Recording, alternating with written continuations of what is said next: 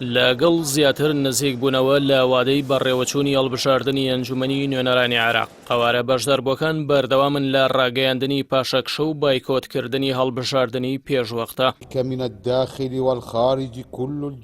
ڕۆژی پێنجشەمە 15 مانگی تەمووس موقتەدا سەدر ڕێبەری ڕەوتی سەدرکە خاوەنی زۆرترین کورسیە لە پەرلەمانی عێراق یەکەم بزماری لە تابوتی هەڵبژاردن وەشان کاتێک بە فەرمی پاشەکشەی لە هەڵبژاردن ڕاگەیاند.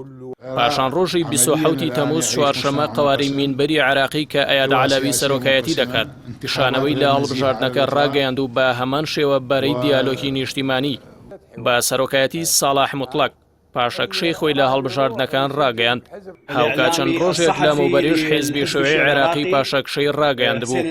وائیل عەبدولەتیف جێگری سەرۆکی مینبەری عێراقی هۆکاری کشانەوەی بۆ ئەوە گێڕایەوە کە پێشبینی دەکەن ڕێژەیەکی کەم بەشداری بکات و جیاوازی ڕێژەی بەشداری هەبێت لە ناوچە جیاوازەکان ئەوەش دەبێتە هۆی دروستبوونی پەرلەمانێکی ناشایستە کە نەتوانێت بەرپرسیارەتی هەڵگرێت و حکوومەتێکی لاوازی لێ دروست دەبێت کە تێیدا گەندەڵ و ساختەکاری بڵاو دەبێت.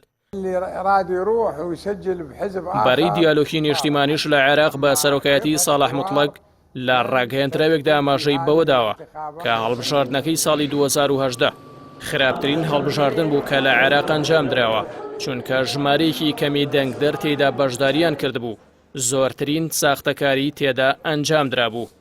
کاتێک ئەنجامەکەیشی ڕاگەیاندرا گوزارشتی لە ئێرادەی گەلی عێراق نەکردو هەر ئەوەیش بووە هۆی ئاڵۆزبوونی پرۆسەی سیاسی و شکستێنان لە دووبارە بنیادنانەوەی دامەزراوەکانی دەوڵەتدا.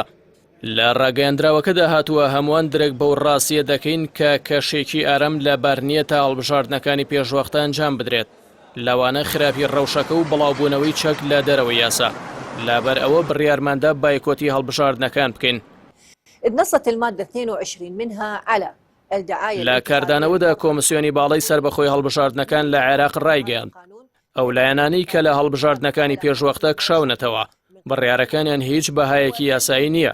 سەبارەت بەو بڕیارە جومانە خەلای وتەبێژی کۆمسیۆنی باڵای سربەخۆی هەڵبژاردنەکان لە عێراق لە لێدوانێکی ڕۆژنامەوانیدا ئاماژەی بەوە داوە 20 حوزەیرانی ڕابردوو دواوادە بوو بۆ کشانەوەی ئەم لایەنانە لە کاتێکدایەکە چاوەڕوان دەکرێت هەڵبژاردنەکانی پێشوەختە لە عێراق لە 10 مانگی تشرین یەکەمی ئەم ساڵ ئەنجام بدرێت هەرچەندە کۆمسیۆن لە ئامادەکاریەکانی بۆ بەڕێوەچوونی هەڵبژاردنەکە بەردەوامە بەڵام کشانەوەی بەردەوامی قەوارە و لایەنە عێراقیەکان وای کردووە گومان لەسەر بەڕێوەچوونی هەڵبژاردنەکە لە وادەی خۆیدا دروست ببێت.